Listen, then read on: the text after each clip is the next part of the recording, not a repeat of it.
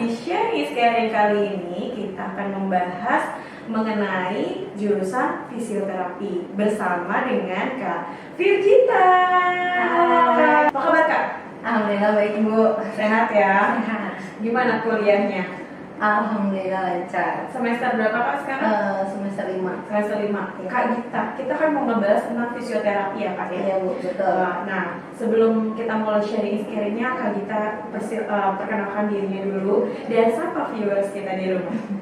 Hai semuanya, kenalin nama aku Gita dari dulu kelas 12 IPA 5 angkatan 2019 kalau nggak salah. Angkatan 12. Oh iya, angkatan 12 lulusan 2019. Terus sekarang sedang kuliah di fisioterapi UI.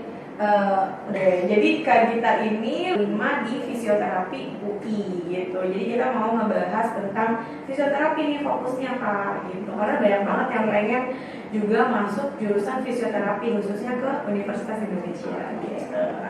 Nah, langsung saja nih Kak, Ibu mau tanya nih, alasannya Kak Gita ngambil jurusan fisioterapi itu apa sih? Alasannya itu karena aku suka di bidang kesehatan ya Bu. Terus habis itu karena fisioterapi juga peluangnya untuk masa ke depan 10 tahun ke depan itu sangat dibutuhkan banget. Apalagi di Indonesia juga jarang banget fisioterapi di universitas negeri. Jadi aku juga ngambil peluang di situ gitu. Jadi untuk kedepannya lagi diincar gitu kan. Jadi ya udah deh, siapa tahu rezekinya di sini gitu. Kayaknya prospek kerjanya bagus ya, kedepannya ya kayak intinya gitu. Nah, sebelum Kak Gita tuh akhirnya memutuskan hatinya untuk oke, kayaknya saya mau fisioterapi nih. Sebelumnya tuh ada kepikiran ngambil jurusan lain atau mungkin apa gitu? Ada. Jadi sebenarnya fisioterapi itu bukan jurusan pertama aku Bu. Jadi emang dulu pengennya kedokteran gigi. Nah itu maksudnya itu pengen mengungkap itu. Pengen kedokteran gigi, terus pokoknya farmasi sama ahli gizi. Nah terus itu aku coba tiga-tiganya di berbagai jalur di SNM karena kebetulan dapet jalur peluang PPKB ya. Enggak Bu, yang SNM yang peluang kuota SNM itu aku dapat, jadi aku coba daftar. Terus aku ikutin SBM juga 2 kali, walaupun aku udah dapet di UI fisioterapi, tapi tetap ikut SBM 2 kali karena masih penasaran nih, gitu kan? Karena masih penasaran, ya udah daftar. Terus ikutin berbagai jalur rapot kayak USMI, IPB, terus PPKB UI, terus UNS, Poltekkes, sama apalagi di aku lupa, Undip enggak? Iya. Banyak ya kan? Iya, kayak lupa ada 3 atau 4 yang diikutin. Terus ya udah seiring dengan waktu pengumuman dapat tuh di 2 jurusan, di fisioterapi UI sama di Poltekkes jurusan teknik gigi.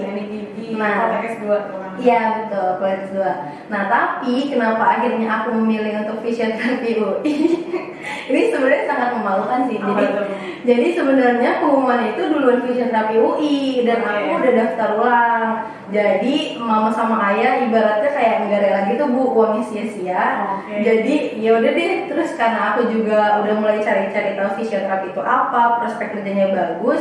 Ya udah gitu, coba aja deh gitu. Toh juga itu bukan di luar dari apa yang aku mau gitu, masih di jurusan kesehatan. Iya betul. Jadi ya udahlah gitu. Terus soalnya juga sempat nanya-nanya juga untuk yang teknik giginya itu tuh sebenarnya juga sama-sama D3. Jadi aku mikirnya kalau misalkan yang di teknik giginya itu D4 mungkin aku akan ngambil itu Bu. Tapi karena sama-sama D3 maksudnya setara, jadi ya udah deh gitu, mungkin emang Allah udah ngasih jalannya di fisioterapi gitu. Rezekinya jadi di UI fisioterapi D3 ya Kak. Iya. Dan Kak Gita ini diterima di fisioterapi UI dengan jalur PPKB. Nah jalur PPKB mungkin kelas 12 sudah pernah Ibu jelaskan nih jalur PPKB itu apa. Salah satunya ini adalah salah satu jalur seleksi rapot mandiri yang dibuka oleh Universitas Indonesia, di mana Kak Gita ini mendaftar atau diterima di UI tanpa tes lagi ya Kak ya, betul. Hanya dengan menggunakan nilai rapot gitu. Nah nilai rapotnya itu kemarin berapa Kak? Ingat nggak waktu pas rata-ratanya itu kalau nggak salah 86 sih Bu. Oke, 86. Jadi mungkin buat kalian yang juga pengen fisioterapi UI, mungkin harus punya target nilai kali ya Kak ya. Seminimal mungkin kayak Kak Gita nih, karena Kak Gita kan 2019 86. Nah, mungkin kalau di 2021 atau 2022 nanti ya kalau bisa lebih dari 86. Iya, Kak ya. betul. Gitu. Minimal 88 gitu. Ya, minimal 88 lah untuk UI ya. Iya, biar aman. Iya, betul. Jadi seperti itu ya Kak ya. Nah, pada saat SNMPTN Kak Gita ini enggak apa nyobanya fisioterapi juga atau? Enggak. Waktu SNM nyobanya itu farmasi sama ahli gizi. Oke. Nyobanya. Pas SNM itu Kak Gita milihnya UI juga atau? Enggak, milihnya Unbrau. Oh, milihnya Unbrau ya. Karena waktu itu kan sempat konsul sama Bu Lina juga, sama guru-guru BK yang lain. Kalau SNM ngambil UI kayaknya terancam banget Bu, karena nilainya nggak mencukupi gitu. Bukan nggak mencukupi sih, tapi antara aman dan tidak Iya. aman gitu ya Kak ya. Jadi mungkin lebih ininya nyobanya ke Unbrau. Oke. Nah, kemudian Kak tadi kan ngomongin tentang akhirnya ngambilan D3 PPKB UI fisioterapi gitu kan, karena udah mama sama ayah udah bayar nih gitu kan. Iya nggak sih? Iya, betul. Gitu kan. Nah, kalau boleh tahu nih Kak, di PPKB UI ini sistem pendidikannya atau selama kuliah ini seperti apa? Untuk biaya awalnya banget kan itu PPKB kita daftar ya Bia. Daftarnya itu kalau nggak salah 750 nah, untuk pendaftaran. Untuk pendaftarannya 750 untuk satu jurusan. Nah terus kalau udah masuk itu nanti ada namanya biaya gedung. Biaya gedung itu waktu angkatan aku harganya 10.500.000. Biaya gedung tuh kayak uang gedung kali ya? Iya betul. Jadi Uang gedung itu 10.500.000. Iya. Itu belum semester. Uang semesternya berapa Kak? Uang semesternya untuk angkatan aku 9 juta. 9 juta. Itu ditentukan 9 juta dari berdasarkan? Enggak, itu emang udah dari vokasi. Jadi kalau vokasi UI itu berbeda sama jalur reguler di UI sendiri gitu Bu. Jadi bedanya apa Kak? Bedanya kan kalau misalkan kayak yang S1 itu bisa dari gaji orang tua. Misalkan yang golongan 1, 2, 3 dan lain-lain. Nah, sedangkan di vokasi UI itu tidak ada, itu nggak berlaku untuk golongan itu tidak berlaku. Jadi emang sudah ditentukan dan ditetapkan kalau bedanya itu per angkatan gitu Bu. Jadi untuk angkatan aku sendiri itu 9 juta per semesternya. Berarti pada saat awal masuk yang dibayarkan adalah yang pertama adalah 10.500.000 untuk uang gedung, kemudian 9 juta untuk per semesternya. Tapi setelah semester berikutnya mungkin hanya 9 juta ya untuk per semesternya saja. Seperti itu. Jadi nanti mungkin buat kalian juga yang pengen masuk jalur PPKB UI ini persiapannya seperti kurang lebihnya seperti itulah gitu. Nah kemudian Kak, sebenarnya kita masuk ke fisioterapinya ya. Apa sih sebenarnya dipelajari di fisioterapi? Karena banyak orang awam ngomong gini, fisioterapi itu kayak tukang pijitnya pemain bola, jadi tukang urut gitu kan. Itu kan bercanda-candanya anak ya. Nah sebenarnya apa sih kan yang kalau kita pelajari setelah 5 semester di UI jurusan fisioterapi ini? Sebenarnya fisioterapi itu lebih banyak belajar tentang biologi. Nah, terus sebenarnya aku juga rada kaget karena awal-awal juga aku belajar anatomi, biologi kedokteran dan segala macam. Dan ternyata memang fisioterapi itu bagian dari kedokteran UI sebelumnya gitu. Jadi pecahan dari kedokteran UI lalu dipecah menjadi vokasi fisioterapi. Jadi kita juga belajar sedikit tentang kedokteran. Cuman memang bagian luarnya aja Bu, nggak sampai dalam. Tapi kita lebih fokus ke bagian tulang, otot dan juga saraf. Gitu. Nah terus untuk tukang pijat itu sebenarnya gimana ya, kalau misalkan analoginya itu orang-orang yang banyak yang bilang kayak gitu, cuman kita itu sama tukang pijat belajarnya beda gitu kan. Maksudnya kalau tukang pijat ibaratnya iya kayak mereka mungkin karena tahu dasarnya aja, tapi mereka itu nggak tahu teorinya itu seperti apa gitu. Tapi kalau kita memang belajar kayak struktur ototnya itu kayak gimana, lalu kayak tulangnya itu di bagian apa gitu-gitu, sendi-sendinya kita juga tahu karena kita belajar anatominya dan letak-letaknya pun gitu. Jadi diajarin juga sih emang cara massage yang benar gitu gimana, terus teknik-tekniknya emang ada. Cuman yang membedakan mungkin itu ya Bu, kayak teorinya tuh kita tuh paham, tapi mungkin kalau misalkan orang dulu kan lebih mengandalkan turunan gitu ya Bu. Jadi kayak insting. Iya betul, kayak gitu sih Bu kalau misalkan ini. Oke, jadi mungkin lebih belajar tuh fisioterapi sebenarnya basically sama kayak kedokteran ya kan? Iya betul. Anatomi. Karena bukunya juga sama Bu. Oh, jadi belajar itu kalau misalkan kalian nih teman-teman pengen masuk ke dokteran, biasanya tuh orang-orang yang ambis tuh udah pada beli buku yang tebel-tebel, Bu, namanya Sobota. Itu tuh bukunya tebelnya bener-bener sealahin gambreng ya, tebel banget. Itu kampusnya kedokteran. Iya, itu bener-bener ternyata lah, kok aku pakai gitu, aku juga kaget lah, ini bukan buat kedokteran gitu. Orang pas mau beli buku ditanya, kedokteran ya kak gitu. Enggak bang, bukan fisioterapi. Jurusan apa itu gitu. Jadi emang banyak yang nggak tahu karena emang notabene kita itu bagian dari kedokteran gitu. Oke, jadi intinya mungkin lebih gini, basically sama kedokteran, cuma fokusnya itu kalau fisioterapi ya lebih kepada bagian syaraf, tulang, otot gitu ya. Lebih ke rehabilitasinya gitu. Iya, gitu. Kalau kedokteran kan mungkin lebih luas lagi gitu. Nah, kemudian Kak, apa sih suka dukanya nih Kak? Setelah 2 tahun setengah ya, jadi mahasiswa fisioterapi di UI gitu kan, apa yang kita rasakan selama ini? Sukanya itu senang banget karena masuk di kampus yang orang-orang idamkan. Pertama kampus impian ya. Iya betul. Terus yang keduanya itu suka karena lingkungannya juga teman-temannya ngedukung itu sih Bu. Misalkan kayak kita kesusahan atau kesulitan, di circle pertemanan aku juga yang saling ngebantu, saling nge-backup juga gitu. Walaupun kita memang main, tapi kita juga kayak bertanggung jawab sama apa yang emang harus kita kerjakan gitu. Terus suportif juga sih dari lingkungan keluarga, teman-teman juga pada mendukung, itu sukanya. Terus dukanya mungkin kalau masuk ke ilmu pendidikan, maksudnya ilmu kesehatan pendidikan itu pasti kita tuh bakalan capek sih Bu, karena tugasnya bakalan banyak banget.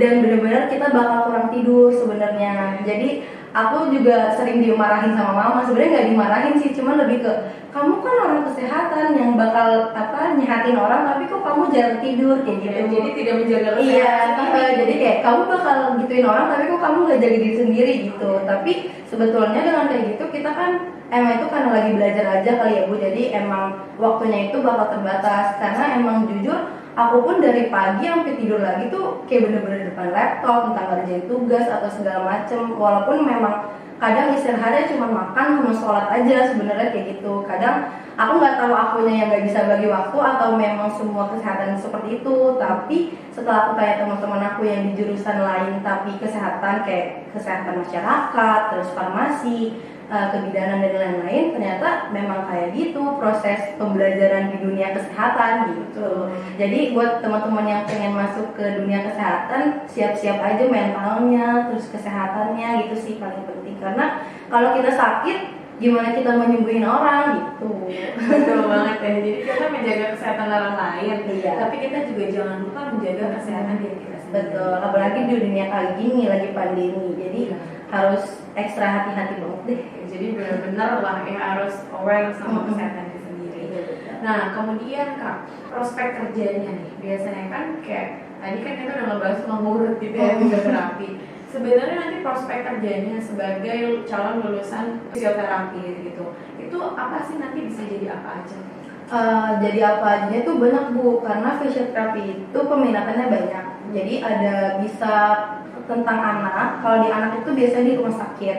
Terus kalau jadi itu peminatannya dulu ya Bu, aku kasih tahu kali ya. Boleh. Di fisioterapi itu ada peminatannya apa aja? Iya, kalau di fisioterapi peminatannya itu ada di fisioterapi anak, terus ada fisioterapi orang tua atau lansia, lalu fisioterapi tentang olahraga yang tadi dibuat atlet-atlet gitu, terus fisioterapi tentang tulang, lebih ke kalau yang patah tulang gitu-gitu, terus saraf yang untuk stroke kayak gitu, terus sama kesehatan wanita.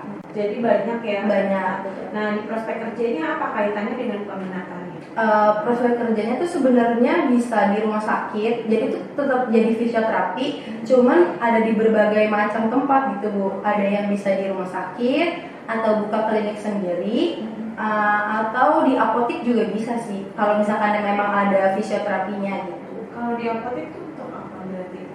Biasanya kalau di apotek itu tergantung apoteknya sih Bu. Kalau dia menyediakan Jasa layanan fisioterapi, iya betul. Oke, jadi ternyata banyak juga ya. Mungkin tergantung nanti peminatannya itu fisioterapi apa nih anak, berarti nanti mungkin lebih ke jadi terapis anak gitu ya. Iya, Bisa di klinik, bisa di rumah sakit, atau mungkin kita bisa buka Klinik klinik sendiri. sendiri ya. Gitu. Oke, menarik banget nih. Nah, kemudian nih kalau menurut Kak Gita sendiri nih, kalau untuk anak-anak kelas 12 khususnya yang pengen ngambil jurusan fisioterapi, kira-kira apa sih yang perlu diketahui dan apa yang perlu dipersiapkan dari sekarang? Yang perlu diketahui itu ambil ilmu sebanyak-banyaknya di pelajaran biologi. Karena jujur, aku dulu waktu pelajaran biologi aku suka tidur Bu. Oke.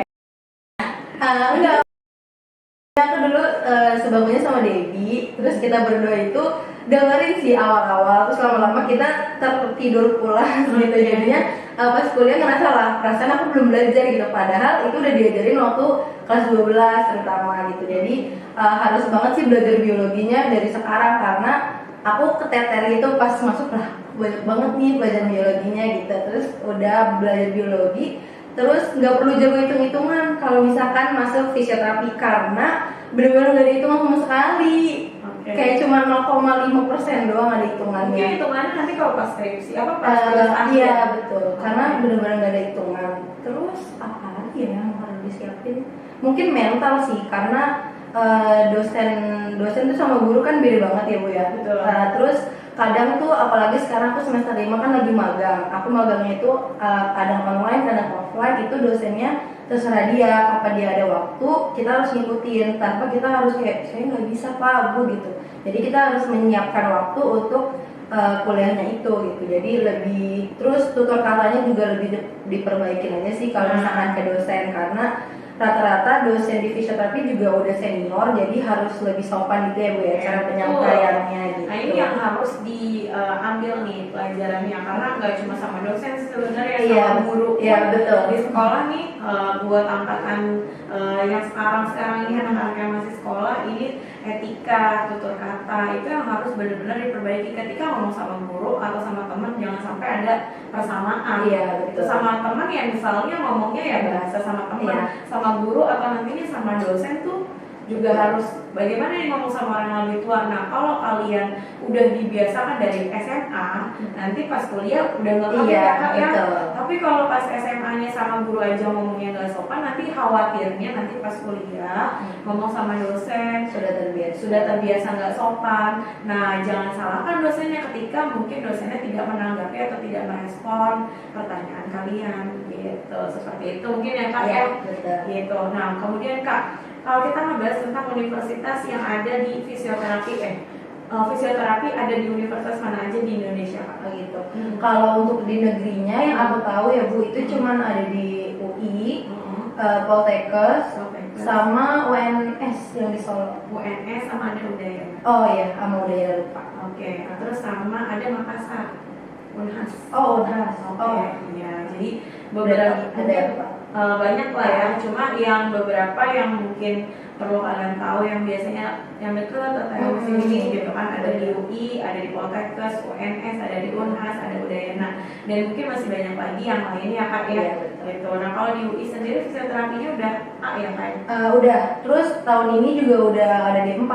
Oh udah ada D4. Oke. Tahun ini banget nih. Tahun ini 2021. 2021. Jadi nanti buat kalian angkatan 2022 ya pas daftar itu nanti kalian bisa memilih D3 atau D4. Nah kemudian Kak ada kan di UI atau di jalur PPKB sendiri itu kan ada jurusan okupasi terapi. Ada okupasi terapi, ada fisioterapi. Lalu perbedaannya dengan okupasi terapi apa sih? Kalau fisioterapi itu lebih ke motorik kasarnya Bu.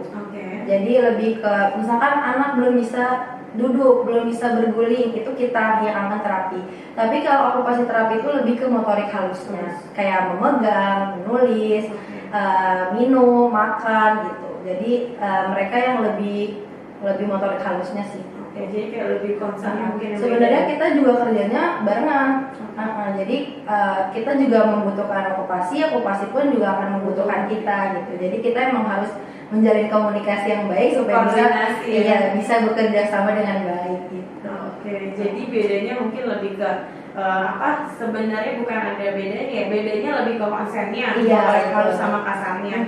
Tapi juga selain itu juga antara okupasi terapi dan fisioterapi ini saling berkoordinasi gitu, sehingga bisa menghasilkan kerjasama yang baik ya Kak ya. Betul. Nah, oke, jadi perbedaannya itu, dan ternyata fisioterapi ini jurusan yang sekarang mungkin ini nggak sih Kak, kayak berpikir nggak kalau misalnya daripada kita ngambil kedokteran yang tinggi dan mungkin impossible gitu misalnya, betul. kalau misalnya kayak nilai kita kurang mumpuni gitu, terus akhirnya kayak fisioterapi juga sama nih kedokteran, karena kan Kak Gita udah ngejelasin di awal kayak buku kedokteran aja kita pelajari gitu di fisioterapi. Pernah nggak Kak Gita berpikir kayak gitu? Iya pernah, kayak jadi nggak perlu deh susah-susah masuk kedokteran karena aku aja tuh udah kayak kedokteran gitu. Itu juga seragamnya pun sama, terus kerjanya juga di rumah sakit. Ya udah, siapa tahu nanti jodohnya malah dari dokter. Oke, amin. Tapi kayak kan bisa jodohnya Kak Ocha dokter ya. Oke. Nah, menarik banget nih tentang fisioterapi UI. Tadi kita udah ngebahas tentang apa aja yang dipelajari, kemudian jalurnya berarti Kak Gita PPKB UI, kemudian pembayarannya. Nah Kak, terakhir nih Kak, mungkin ada pesan atau tips buat adik-adiknya yang mungkin sekarang lagi bingung ya atau galau pilih jurusan. Dulu Kak Gita juga pernah galau ya. Pernah galau, pernah nangis. Manusiawi. Iya, nah pernah ngerasain ada di posisi sekarang gitu seperti adik-adiknya yang sekarang, mungkin apa Kak pesannya? Pesannya mungkin jangan terlalu stres sih Bu, kayak kalian gak apa-apa mikirin aku harus kemana, aku harus gimana, itu gak apa-apa, tapi jangan bikin kalian itu stres karena masa SMA kalian itu kan gak bakalan keulang lagi. Jadi aku sih nyaraninnya kalian tetap enjoy aja jalanin kuliah, terus cari passion kalian itu di mana. Jangan sampai kalian itu salah jurusan, dan jangan sampai kalian itu cuma mentingin kampus aja gitu, karena nanti bakalan ngejalan itu kalian. Kalau misalnya kalian asal-asalan milih jurusan, nanti kalian yang akan keteter sendiri gitu. Karena baik teman-teman aku juga yang mereka awalnya mau masuk ini yang penting di kampus bagus gitu, nanti mereka malah buang-buang waktu gitu, jadi ngulang lagi gitu. Jadi menurut aku dari SMA ini tuh dipersiapin, apalagi untuk yang kelas 11 mungkin yang masih panjang, kalian lihat passion kalian itu di mana, terus sering konsul ke BK seperti aku dulu konsul ke Bulina, terus sampai Bulina mungkin udah muak ngeliat aku sampai nangis, dari yang nangis, yang senangnya sedih ya. Iya tuh bener-bener kayak konsul ke Bulina, ke Budini, ke Butari, ke semua guru BK, kayak tanya Bu sebenarnya saya calonnya di mana, terus tanya juga prospek kerja ke depan tuh bagusnya jadi apa ya Bu saya, yang kayak gitu sih. Terus yang terakhir adalah ini kuncinya banget tuh, restu orang tua, karena kalau tanpa restu orang tua kalian gak akan bisa jadi apa-apa gitu. Jadi kalau misalnya orang tua kalian iya setuju kamu masuk sini jurusan ini, ya udah langsung ikutin aja tanpa basa-basi, karena pasti itu benar-benar dari Allah, ridho orang tua. Bismillah jalan yang terbaik. Iya, betul.